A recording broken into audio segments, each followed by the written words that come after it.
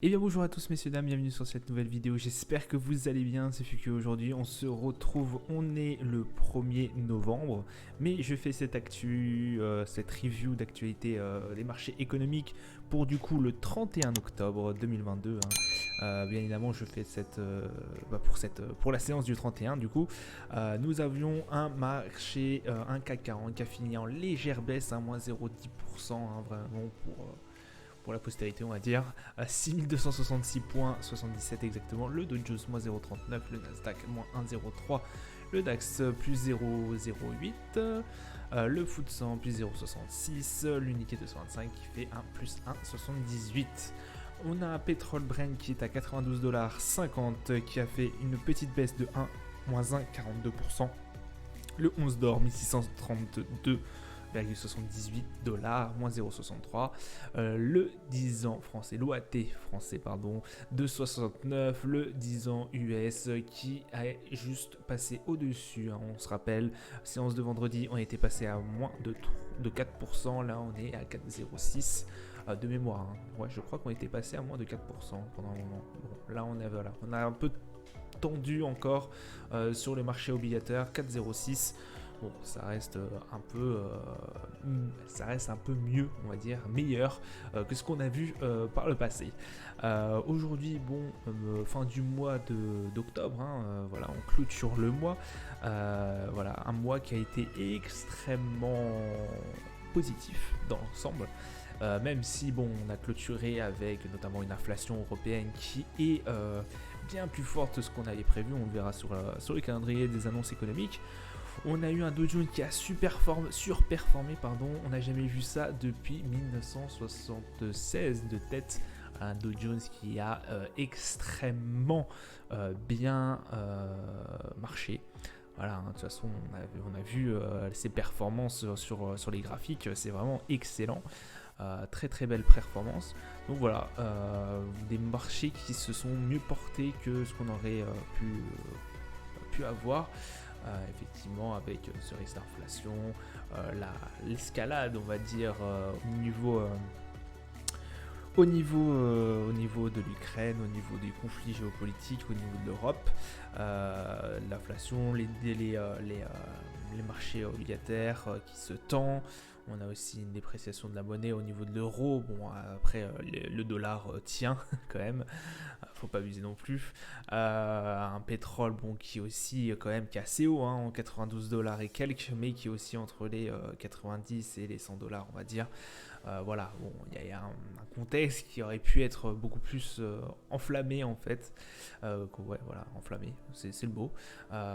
Qui aurait pu enflammer beaucoup plus les marchés. Voilà, quand on tombe vraiment sur des, voilà, comme on a vu sur une inflation record au niveau de l'Europe. Vous vous rendez compte, je crois que c'est 10,7% et quelques d'inflation en moyenne sur l'Europe, c'est énorme. C'est énorme. La France qui passe, je crois, de tête au-dessus des 6%. On est à 6,5, 6, 7, je sais plus. Voilà, ça reste assez compliqué. Bon, on est bien loin, nous les Français, même si l'inflation, on la sent passer. On le voit de toute façon dans les actualités.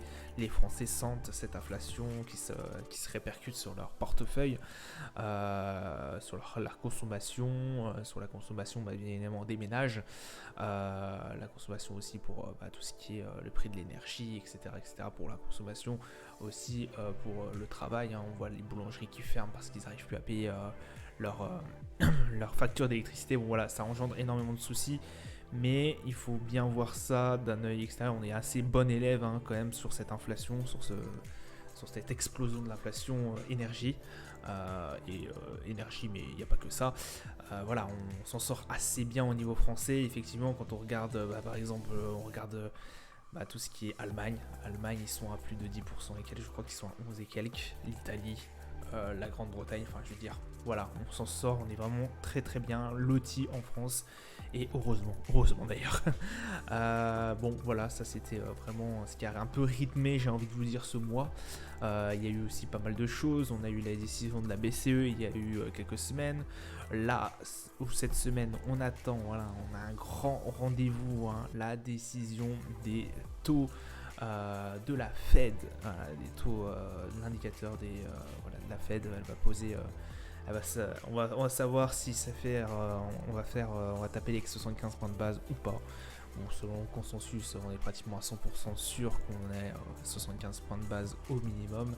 C'est pratiquement approuvé. Après, le grand rendez-vous, ça va être sous les coups de 18h et quelques, effectivement, puisqu'il y aura aussi l'intervention de Jérôme Powell, donc c'est-à-dire l'interview, une conférence, pardon, plutôt. Et ça sera à suivre vraiment de très très près, puisque les marchés risquent de énormément bouger après cette allocution. Donc voilà. Voilà un peu résumé le mois, ce qui va se passer après. On espère que ce conflit russo-ukrainien va bientôt se finir, mais bon, j'en doute, parce que de base, on était vraiment parti sur une guerre qui dure quelques mois. Ça se prolonge, là, voilà, on arrive dans l'hiver. Ça a commencé à poser aussi des soucis.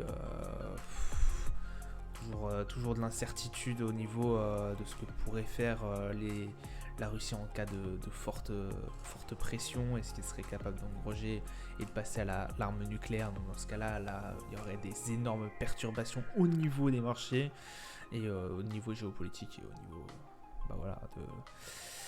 Bon, on n'espère pas non plus. On n'espère pas non plus. Qu'est-ce qui pourrait aussi nous tomber dessus? L'inflation. L'inflation qui... on a des indicateurs comme quoi l'inflation se tasse au niveau des États-Unis. Bon, c'est pas encore ça, mais ça commence à se réduire comme un petit peu quand même. On espère, on croise les doigts. Voilà, on a aussi... pas mal de petits problèmes au niveau des 10 ans italiens, au niveau des 10 ans aussi au niveau de la Grande-Bretagne. On espère que le Premier ministre qui est fraîchement élu va résoudre les problèmes liés à, on va pas rentrer dans les détails, mais à l'énergie, etc., le pouvoir d'achat des ménages.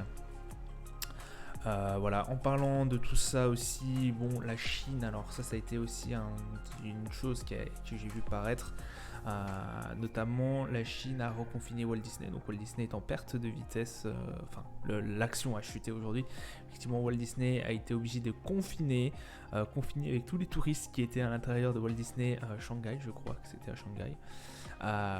Et donc voilà, ça a posé un peu de soucis, puisqu'effectivement vous savez que la politique zéro Covid menée par le président chinois Xi Jinping est toujours de rigueur. Ça fluctue, ça engrange des petits problèmes, qui à la fin petit à petit engrangent des gros problèmes, parce que voilà, la Chine, on ne sait plus trop sur quel pied danser. Il y a beaucoup d'entreprises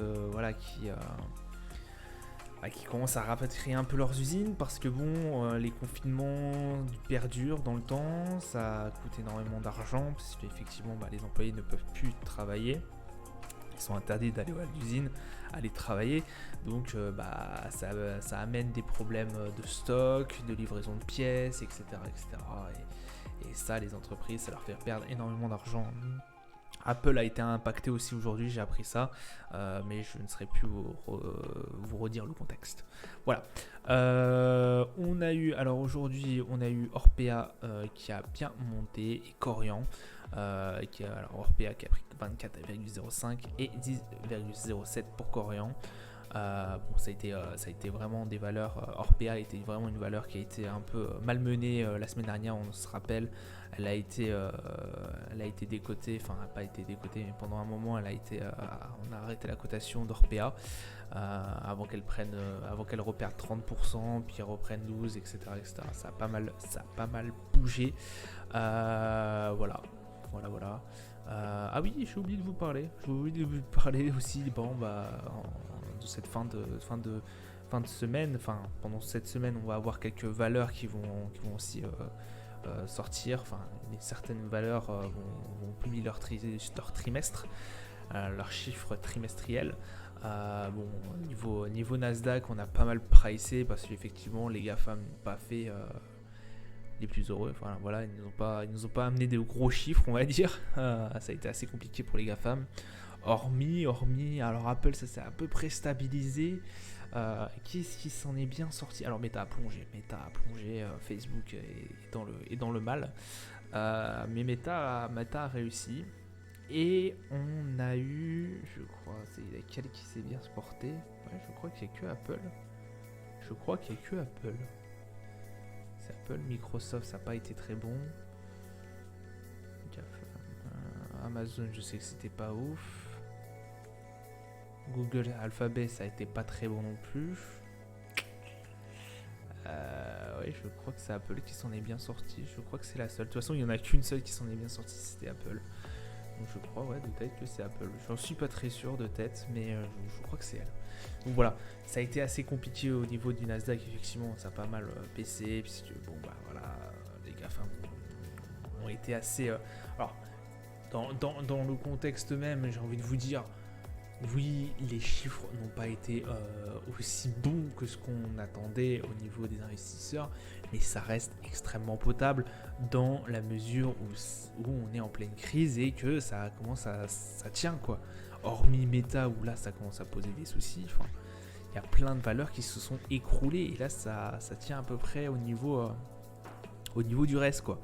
Donc voilà, pour moi c'est oui, les GAFAM n'ont pas eu cette performance qu'on aurait pu attendre d'eux, mais ça reste quand même très très positif dans l'ensemble et je comprends pas justement pourquoi ça a autant pricé. Alors après, hormis Facebook, hormis Meta, voilà, où là c'est un plongeon net, parce que de toute façon ils sont en perte de vitesse, on a l'impression Facebook a énormément de mal. Franchement, le reste, ça reste quand même assez potable. Au niveau du calendrier des annonces économiques, parce qu'on va pas passer non plus 4 heures sur tout ce qu'on a fait sur ce mois-ci, on a eu du coup au niveau de la Chine le PMI manufacturier et la confiance des consommateurs au niveau du Japon. Voilà, donc pas grand chose à dire. PMI manufacturier un peu en dessous de ce qu'on attendait, 49.2 quand même, hein, on attendait 50 et la valeur précédente 50.1 baisse du coup. La croissance du PIB au niveau de l'Italie justement. Mieux que ce qu'on attendait, 2.6. On attendait par le consensus 2%. Taux de croissance par glissement, voilà, un taux de croissance du coup qui a été au-dessus de ce qu'on attendait. On attendait 0%, là on a eu 0,5%. C'est intéressant. L'inflation au niveau européen, ça je vous en avais parlé sur la séance, sur les récaps de la séance de vendredi.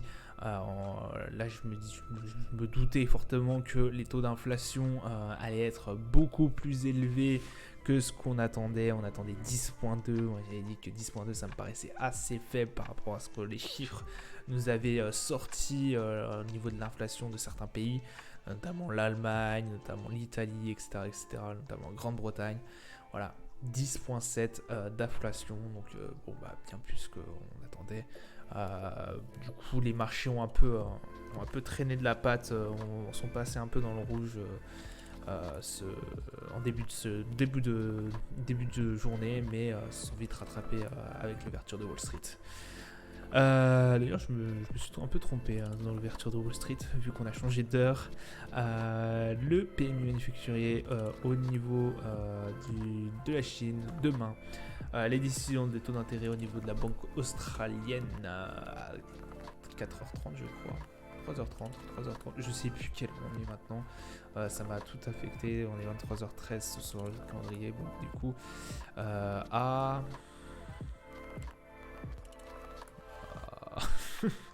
1h30. Ok, ouais, ouais, je crois que c'est 4h30. Voilà, toujours 4h30. D'accord, 4h30. Disons ça. Confiance des consommateurs au niveau de la Suisse à sortir aussi. Et on aura les offres d'emploi au niveau de l'US. Au niveau des US et le PMI manufacturier. Pareil, 15h. Donc à guetter ça aussi. Et ça sera tout. Ça sera tout pour demain. N'oubliez pas, alors ça risque d'être une journée assez calme. Je vous rappelle qu'on est en... certains ont fait le pont, mais nous, en tout cas, les traders français, les investisseurs français plutôt, sont en jour férié. Et de deux, on est en attente, bien évidemment, pour demain, enfin après-demain, parce que voilà, au niveau mercredi, quoi, voilà, pour être plus précis, mercredi, nous avons la conférence de Jérôme Powell et la hausse des taux d'intérêt au niveau de la Fed. Voilà, on est en attente de ces genres de nouvelles, donc il risque pas forcément d'avoir de gros mouvements, hein. Voilà, aujourd'hui on n'a pas eu non plus énormément de mouvements. On va passer maintenant au marché. On a eu le Nasdaq du coup qui a performé à la hausse, hein. J'ai perdu pas mal d'argent hein, d'ailleurs sur un portefeuille là, parce que j'ai été parti sur une baisse qui s'est conclue par une hausse. Donc du coup j'ai été obligé de couper la position. On est à 11 436 points pour l'instant, pips si vous voulez. Voilà, on est toujours entre les 11 517 et les 11 419. Voilà, on a chuté depuis l'ouverture. Non, oui, si, depuis l'ouverture ce matin. Donc voilà, c'est un peu dégringolé. Là où Wall Street a ouvert, on a une grosse bougie rouge. On a une grosse bougie rouge aussi au niveau des teasers parce qu'on a eu les résultats de l'inflation au niveau du coup de l'Europe. Donc voilà, c'est pour ça que ça a pas mal pricé et voilà. Voilà à peu près la journée, 11 434, il n'est pas non plus sans risque que ça remonte parce qu'effectivement là on a une grosse barre quand même au 11 517, on voit qu'on a eu du mal à la passer cette barre des 11 517, on a été la travailler ici, on l'a cassé par le haut mais on est très vite redescendu, pareil par ici, on l'a cassé par le haut et hop, une heure après on est reparti par le bas et là on l'a cassé et c'est pareil, on a été la travailler plusieurs fois et passer par le bas encore une fois. Voilà, une grosse résistance aux alentours des 11 500. Le Dow Jones, alors le Dow Jones, lui, il a eu un gap énorme, hein, un gap baissier énorme. On avait clôturé aux alentours des 33 000 et quelques pips. 33 000. Là, on est sorti, on est à 32 777 exactement. En H1, ça donne à peu près ça. Alors, en H1, voilà, on a vraiment une énorme barre qui se situe ici, qu'on n'a pas réussi à passer. Là, on est passé, voilà. Si on veut être précis, c'est à peu près ici. Là, on voit qu'on a un pic ici. Voilà, on a deux tops, tac, tac. Et on n'arrive pas à le repasser, cette barre des 32 000 et quelques points. C'est compliqué, c'est assez compliqué, je vous avoue. On a aussi une grosse barre à 31 000, mais qu'on a réussi à casser d'une seule traite la semaine dernière. Et depuis, ça ne cesse de monter. On stagne pour l'instant aux alentours des 32 008, 32 007. Il n'est pas sans dire qu'on pourrait très vite remonter et pour aller chercher la barre des 33 250. Bon, on n'y est pas encore, mais prochainement, il est possible, vu la forte montée qu'on a eue, ce n'est pas sans... Voilà. Ce n'est pas impossible, on va dire. Le DAX, alors le DAX c'est un peu plus compliqué, on est à 13 273, voilà, on est entre les 13 004 et les 13 000 et quelques. J'avais un petit doute au niveau de ces 13 000 si on n'allait pas repartir en la baisse. Apparemment ça a assez bien tenu la journée. Bon après on n'a pas eu beaucoup d'investisseurs on n'a pas eu beaucoup de volume échangé aujourd'hui. Voilà, ces deux barres vraiment vont être assez importantes. Est-ce qu'on va assister à un très beau rebond encore une fois qui va nous permettre peut-être de tirer, d'aller chercher les 13 004, les 13 007, voilà, les 14 000. Ce n'est pas impossible, hein, parce que voilà, hein, là on a 14 000 et quelques. On a un gros point à aller chercher. Dans ce cas-là, on se retrouverait sur les valeurs d'août 2022, hein, voilà, les valeurs d'août, pardon. Ces valeurs-là qu'on a eu grâce à un énorme rebond qu'on avait fait début juillet, et voilà, on pourrait se retrouver sur ces valeurs-là, donc ça pourrait être extrêmement intéressant. Alors après, on n'est pas sans le risque aussi qu'on se reparte vers le bas, hein, encore. Et dans ce cas-là, la crise qu'on est en train de subir serait bien plus profonde. Bon. Pour l'instant, on n'espère pas. On a eu quand même un gap baissier à 13 274 points pour l'instant avec le gap. Le CAC 40 qui finit en légère baisse, mine de rien, 6271 points. On reste entre les 6003 et les 6000 et quelques points. Cette grosse barre des 6000 points, même la barre des 6300 points, on l'avait travaillé en mois de septembre, hein, voilà, début septembre, entre le 7 et le 9.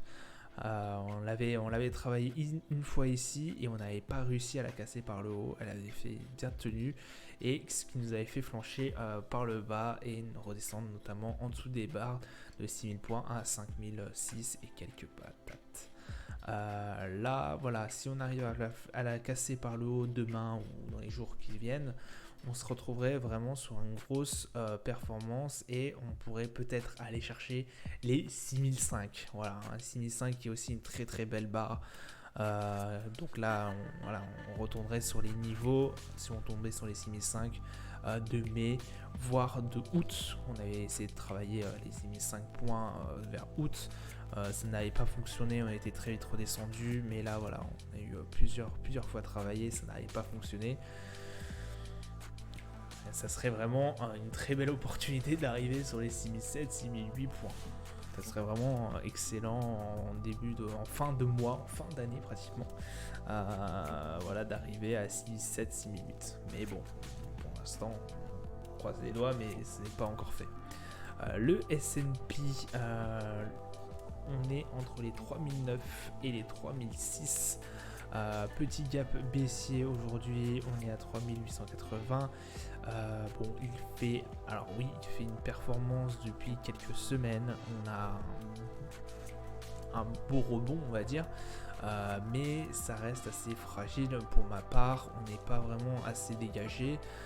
On n'est pas comme le Dow Jones où là vraiment c'est vraiment hallucinant à regarder le Dow Jones en D1. Ça monte mais en flèche, voilà, hein. Quand vous avez des belles bougies comme ça, c'est vraiment très très très très très bon pour le Dow Jones. Alors après, oui, il y a des entreprises dans du Dow Jones qui sont assez intéressantes à regarder. On a Chevron, on a tout ce qui est PNG, Procter & Gamble. Enfin, il y a pas mal de sociétés qui se portent extrêmement bien au niveau du Dow Jones. C'est pour ça aussi que ça part comme ça. Mais le S&P n'est pas en vain non plus. On voit que là, il y a une très belle bougie au niveau du jeudi. Vendredi, pardon.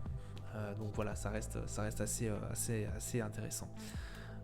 Mais voilà, pas aussi bon et pas aussi net que le Dow Jones. Bon, on reste quand même en dessous de la barre des 3009. On espère qu'on pourra aller la tatillonner et essayer de la casser par le haut. La prochaine serait aux alentours des 4000 points. 4100, 4000 et quelques.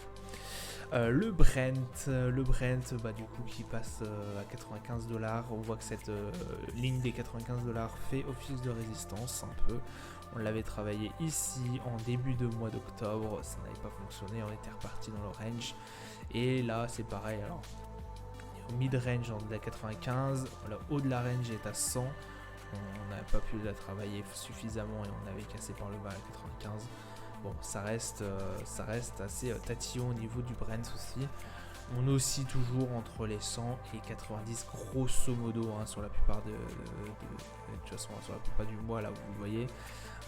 Ça reste assez flagrant. De toute façon, on est entre les 100 et les 90, vraiment sur la grosse range. Et on a quelques surplus là.